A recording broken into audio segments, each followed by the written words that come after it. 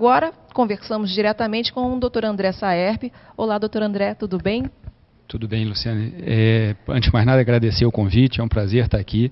E toda vez que a gente pode estar em algum local como esse, podendo divulgar o trabalho que se faz na prevenção da saúde do homem é importante. Então, obrigado pelo convite. Bom, a gente sempre faz aquela pergunta, que é uma pergunta até meio básica, não é? Às vezes a pessoa que está em casa pode achar uma pergunta clichê, mas tem sempre aquele leigo que está passando ali no meio do caminho, está mudando de canal e se pergunta o que é o câncer de próstata e qual é a estimativa do câncer de próstata no Brasil? Isso é uma pergunta muito importante e a gente sabe o seguinte, que todos os estudos têm mostrado que a incidência do câncer de próstata tem aumentado. E a incidência não tem aumentado porque algum fator externo esteja causando isso. Nós que estamos diagnosticando mais cânceres. Então, o INCA tem uma previsão para 2014 de 60 mil novos casos de câncer para o ano de 2014. E apesar de a gente ter esse aumento da incidência e essa frequência grande, sendo que o câncer de próstata é o segundo câncer que mais mata o homem, só perdendo para o câncer de pele, é um assunto extremamente importante e, apesar disso, só 44% dos homens brasileiros procuraram um urologista até hoje. Então, a gente tem que acabar realmente com esse tabu, com esse mito, porque se a pessoa consegue realmente prevenir, consegue realmente se curar e salvar a sua vida. Diagnosticado precocemente também tem maior chance de cura.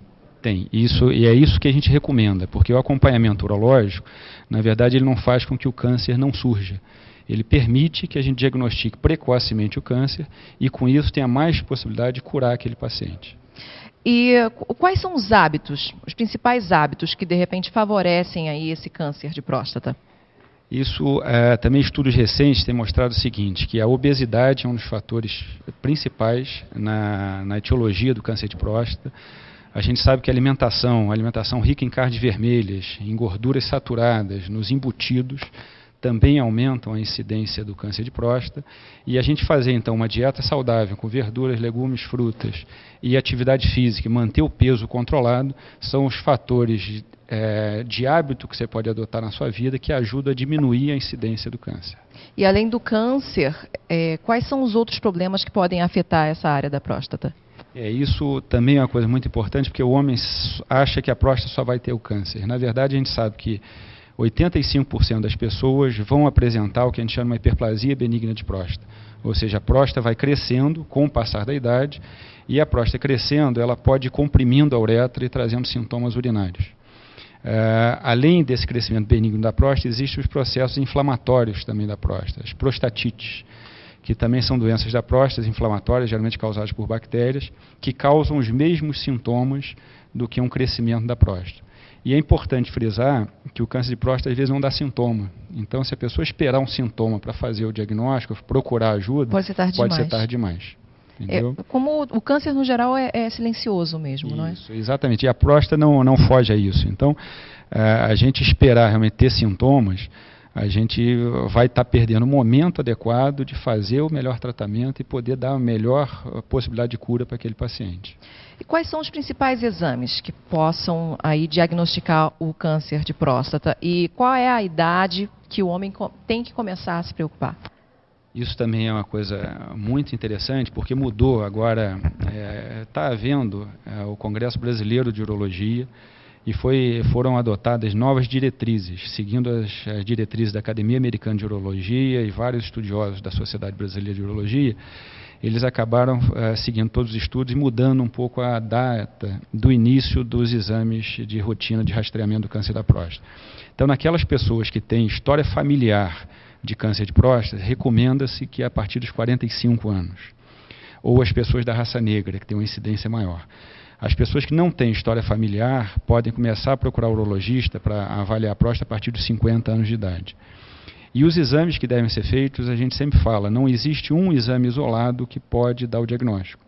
Isso é o somatório dos exames, do exame físico, que é o toque retal, que é um exame completamente indolor, demora menos de 10 segundos, mas tem muito folclore e afasta o homem do consultório por conta disso, mas que é fundamental que seja feito. Além disso, dosar no sangue uma proteína que é o PSA, e fazer, caso seja necessário, uma ultrassonografia para avaliar o peso, o tamanho da próstata. Então, esses 3 exames, o toque retal, o PSA e o ultrassom, são fundamentais para o diagnóstico, seja da patologia benigna quanto do câncer de próstata. E eles são complementares. Cada um deles sozinho não pode diagnosticar. Isso, exatamente. Isso é notório, é sabido que pacientes com PSA normal podem ter câncer de próstata e pacientes com PSA alto podem não ter câncer de próstata. Então, o PSA isoladamente, muitos homens deixam de ir ao consultório do urologista para fazer só o PSA, confiando no PSA, mas ele falha em 20% dos casos. Então, se a gente pegar 100 homens com PSA normal, 20 vão ter câncer de próstata. Então, é uma incidência bem alta para a gente confiar só no exame de sangue. E se o homem não tiver nenhuma característica hereditária, esses homens, os homens mais jovens, vamos dizer assim, eles podem ter alguma condição pré-cancerosa ou não? Isso é um tabu, é impossível? Na verdade, o único fator de risco que existe é a hereditariedade. Se a gente tiver pacientes que tenham parentes diretos, o pai ou o avô, que tenham tido câncer de próstata, a chance daquela pessoa ter um câncer de próstata aumenta 4 vezes em relação à população normal, que não tem nenhuma história familiar. Se tiverem 2 pacientes com história familiar de câncer de próstata, isso aumenta para 9 vezes. Então, hoje em dia, a gente sabe que não tem nenhum fator predisponente, né, a não ser a história familiar realmente. E como é feito o diagnóstico? O diagnóstico, para você fazer realmente o diagnóstico do câncer de próstata, tem que ser feita uma biópsia da próstata. Você tem que colher tecido prostático e ser analisado pelo patologista. Só com a análise do patologista que ele vai confirmar o diagnóstico do câncer. E esse diagnóstico é importante pelo patologista, que ele vai dar o grau do câncer. Se é um grau inicial, se é um grau mais agressivo, se é um grau já avançado. E de acordo com esse diagnóstico, vários tipos de tratamento podem ser propostos. Mas o diagnóstico é só feito pela patologia. Bom, e esses procedimentos de coleta, tanto a biópsia quanto o temido exame de próstata, né, o toque retal, eles são dolorosos ou não? Não, o toque retal não dói absolutamente nada. A maioria dos pacientes que vai ao consultório fazer o toque retal, depois que o toque retal acaba, eles perguntam, mas é só isso, doutor? Eu achava Porque que fosse uma coisa rápido, tão não é? Dura 10 segundos. Dura 10 segundos, é completamente indolor. É mais um preconceito mesmo, É não preconceito, é um tabu que existe de masculinidade, de achar que fazer um toque retal vai atrapalhar alguma masculinidade daquele paciente. Então, isso que a gente está, junto à Sociedade Brasileira de Urologia, não é? E os meios de comunicação, tentando desmistificar esse tabu e acabar com esse preconceito que existe. Uma pergunta que a gente até não tinha combinado, porque eu faço uma pré-entrevista aqui sempre com os entrevistados, os convidados. Tem alguma relação, esse preconceito que existe no Brasil, tem relação com a cultura latina? Quer dizer, lá fora, os índices, as estimativas com relação ao câncer de próstata são parecidos com o Brasil, com os índices no Brasil, ou não? Não tem nada a ver? Não, o latino tem mais preconceito. O americano, ele já tem essa cultura de cuidar da saúde, de fazer exames mais precocemente. Então, eles aceitam muito melhor a questão do toque retal do que o latino, do que o nosso povo brasileiro. E quais são as opções de tratamento para o câncer de próstata?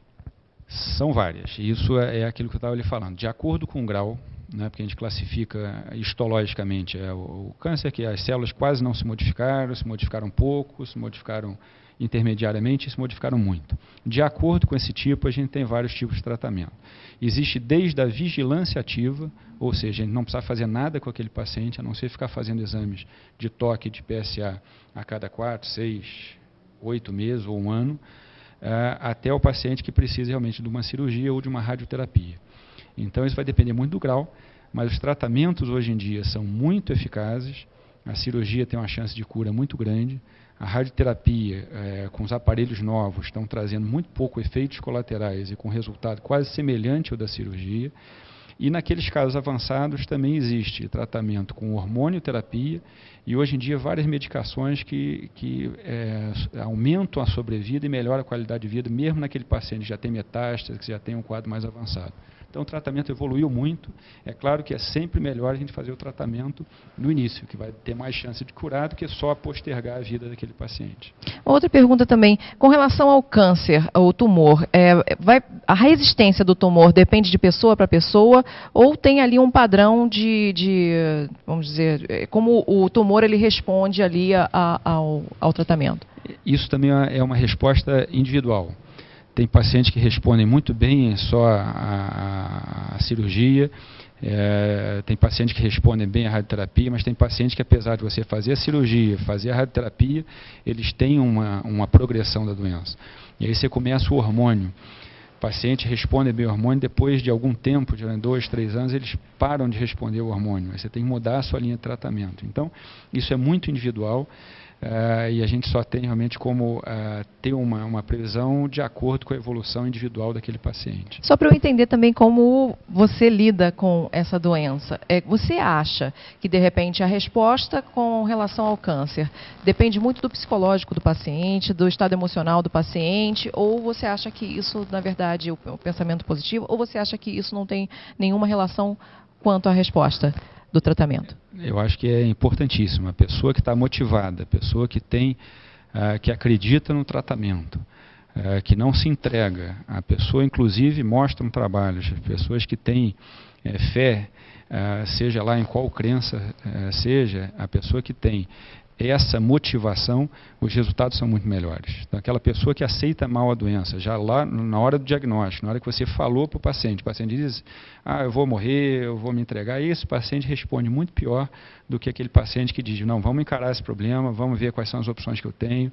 o que eu precisar fazer, eu vou fazer. Então, isso, o estado psicológico e emocional do paciente são fundamentais. A gente costuma dizer o seguinte, não adianta ter um bom médico, você tem que ser um bom paciente também para o resultado ser bom. Isso é um trabalho em conjunto. Não existe um tratamento médico que não dependa do paciente. Você vê isso na prática, não é? Na prática.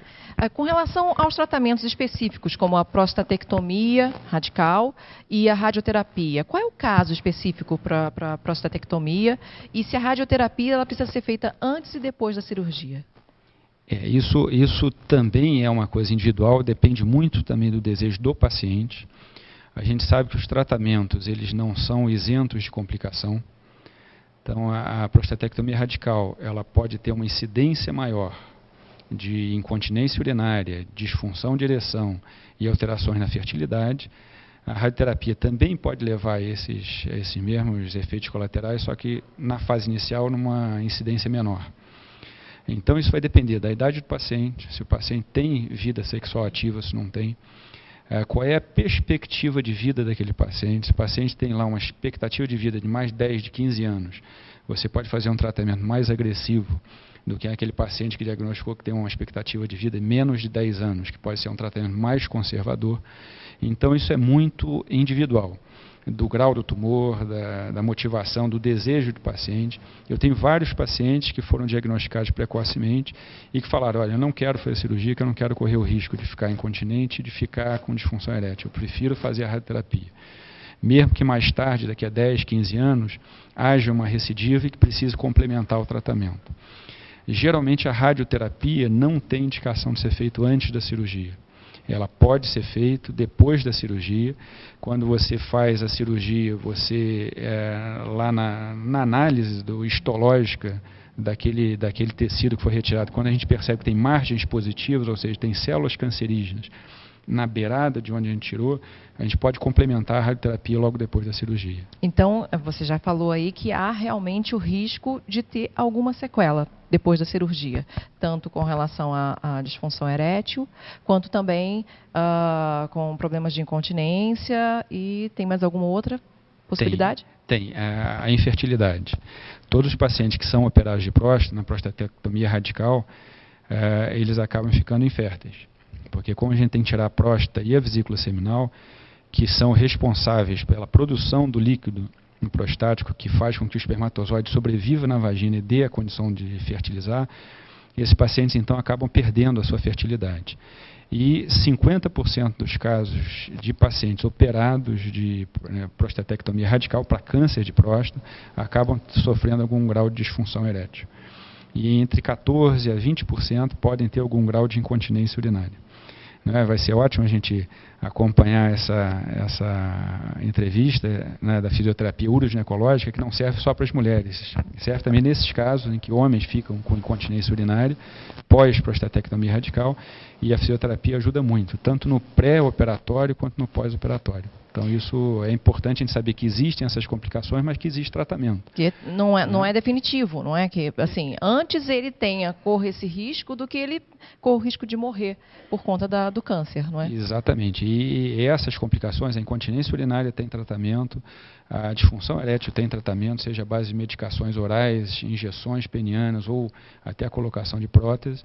E a questão da infertilidade, existe também a possibilidade de se congelar o sêmen. A pessoa, antes da cirurgia, colhe o sêmen, congela e depois, se tiver a futura pensamento em gestação, isso poder ser utilizado. Agora, quem está com... Bom, enfim, quem tem já um diagnóstico de câncer de próstata na cidade, quais são as instituições que a pessoa pode recorrer aqui? Tanto no sentido de instituições públicas, não é, com acesso gratuito, quanto particulares. Isso, a nossa cidade está muito bem servida na questão urológica. A gente tem excelentes urologistas, tem excelentes serviços de urologia. O Hospital Santa Teresa eu coordeno o serviço de urologia lá do Hospital Santa Teresa e está completamente aparelhado e preparado para lidar com todos os tipos de tratamento. E individualmente na questão no ambulatório, no serviço público, é importante que o paciente procure a saúde da família, e tendo 50 anos ou 45, se tiver história familiar, ele vai ser encaminhado para uma consulta urológica. A gente sabe que, né, tem algumas dificuldades na marcação, mas isso parece estar sendo solucionado, mas existe um ambulatório no Hospital Alcides Carneiro de urologia, e cirurgias oncológicas também estão sendo feitas lá no Hospital Alcides Carneiro. Então, Petrópolis, apesar de ter várias dificuldades, ainda tem uma saúde muito boa e, do ponto de vista urológico, também melhorando a cada dia. Bom, a gente já está chegando no final da entrevista, porque é sempre muito rapidinho, né? Nunca dá tempo de falar sobre tudo, mas eu gostaria de convidá-lo, eu sempre falo isso para todos os entrevistados, mas eu tenho que falar isso para o Dr. André, porque realmente é muito respeitado aqui na cidade, e eu gostaria muito de convidá-lo outra vez para a gente falar sobre outros temas dentro da urologia. Eu acho que o espectador aí do TV Diagnóstico tem muito a aprender com as suas informações. Se alguém quiser entrar em contato para saber mais informações com relação a qualquer problema que tenha relacionado à próstata, tanto homens com relação à próstata ou mulheres com algum problema no setor de urologia, pode entrar em contato de que maneira? Eu vou deixar só o e-mail, que eu acho que é importante deixar o e-mail lá do consultório, que qualquer dúvida a gente responde, se precisar de consulta a gente marca, que é secretaria@saearp.com.br. É importante, SAERP é SAEARP.com.br. E aí eles podem entrar em contato, orientam o que for necessário. Ok. Tá? Mas a gente coloca à disposição, é um prazer vir aqui, mais uma vez, eu coloco à disposição para que vocês realmente precisarem, para a gente poder orientar melhor. Ok, mais Obrigado. uma vez, muito obrigada pela sua presença aqui Obrigado no TV Diagnóstico. Conversamos com o Dr. André Saerp, ele falou aí um pouco sobre o Novembro Azul e sobre a questão do diagnóstico e da prevenção contra o câncer de próstata.